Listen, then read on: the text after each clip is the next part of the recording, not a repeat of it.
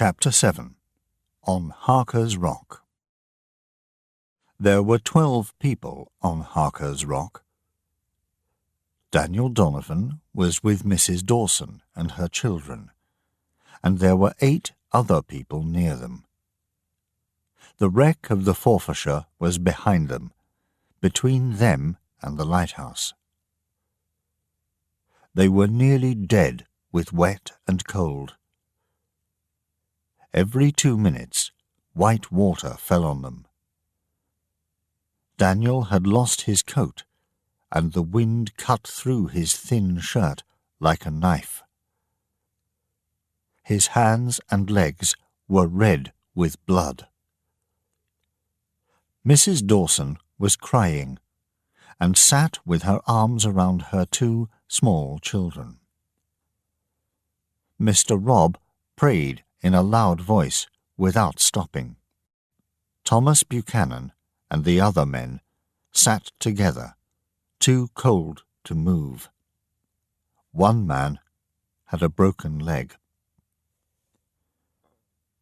The waves got bigger, and the people on the rock moved closer together. After half an hour, Mr. Robb, the churchman, stopped praying. Daniel looked at him. He was lying on the rock, his face white and cold. His eyes were open, but he did not see Daniel's hand in front of his face. He was dead. "We'll all be dead soon," shouted Thomas Buchanan angrily. "No man can live long here in this wind." "Why don't they come from the lighthouse to save us?"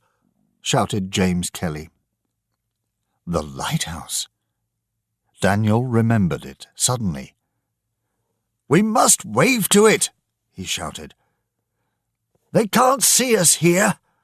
Come up onto the top of the rock. Wave to them."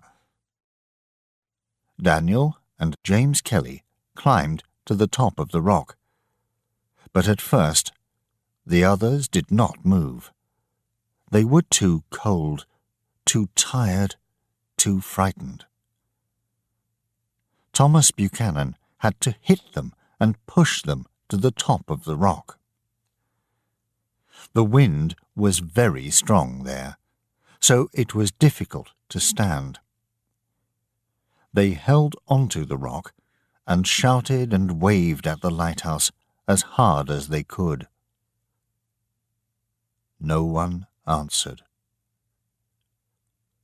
Behind the wild sea and the rain, the lighthouse stood, still and quiet. A few minutes later, the light stopped flashing. But they saw nobody. One by one, the men came down from the top of the rock and sat with their arms around each other out of the wind. Only Daniel and Thomas Buchanan stayed on top of the rock. They waved and shouted and cried, but they saw no one. Their faces were as cold as death, and salty and wet from the sea.